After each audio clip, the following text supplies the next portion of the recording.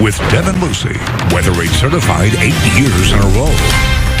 Welcome back to ABC4 News Midday. We're at Muir Elementary in Bountiful. This is Leo Muir Elementary. For a former principal, I was told here today. So it wasn't what, off the top of my head, I thought was John Muir. That's the really famous guy. We'd like to do it for somebody a little bit more local, for somebody who meant a lot for us, which was Mr. Leo Muir. Are you having a good time today? Yeah. Yes. Well, that's good. I'm glad that we're not bored, and I'm glad I didn't bore you over the last 45 minutes. So today we have discussed something very unique to where we are today and what is going on today. And I haven't talked about with any of the other weather schools in the time I've been in Utah. What have we talked about here today and we just finished? What's your name here? Caden. Caden, what did we just get done talking about? We just got done talking about air and how cold it is and the Right. temperature and the pressure. Right, and which means here that gives us something unique that can give us some heavy snow that comes from the... Precipitation. Which is also coming from your friend here next to you who likes to tell you is the... Lake effect. Lake effect. What's your name? Brennan West. Awesome. You guys were dead on the money. You were listening closely. You knew all the facets of the lake effect that you were just describing. And the last part that we just wrapped up, where it's a difference in temperature between two things.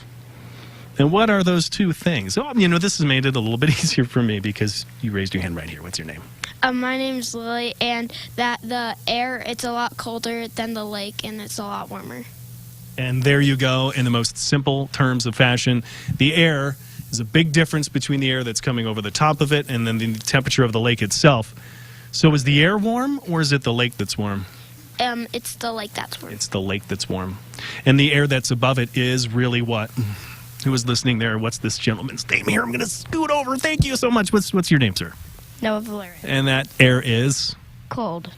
Very cold, right? And it was Noah, if I got that correct, right? Okay. Great listening skills here, everybody.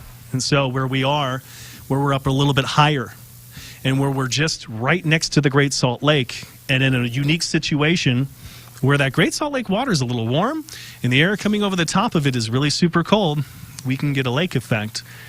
And the thing is, our lake effect wasn't as strong as we could have usually had. Do you know in some famous situations how much snow that lake effect can give us here in Bountiful? Anybody have any guesses whatsoever? What's your guess?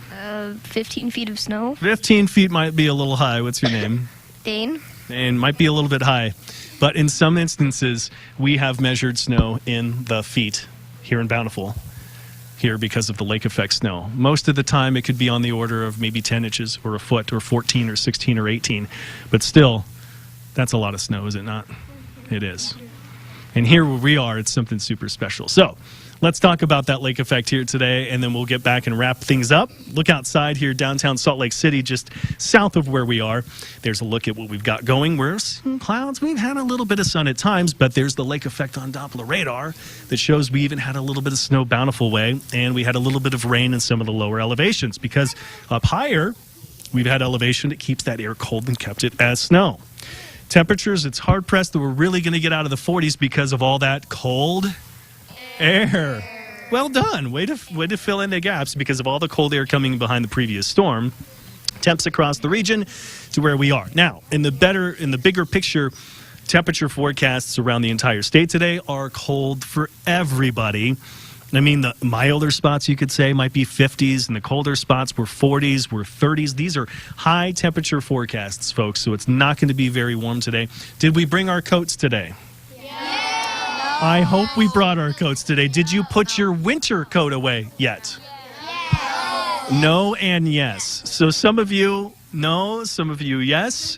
I haven't put away the winter gear just yet, but in the bigger picture, we have a second storm we'll have to talk about coming in, and that second storm, well, it's going to be nothing like this one. It's going to be warmer, and it's going to bring a chance of rain, but it's going to bring a chance of rain that's going to look a lot like that outside. Some clouds and maybe a shower here or there. So the Futurecast forecast shows that chance of an isolated shower today, tomorrow, and then as we get into the weekend, you know what our best day could be coming our way?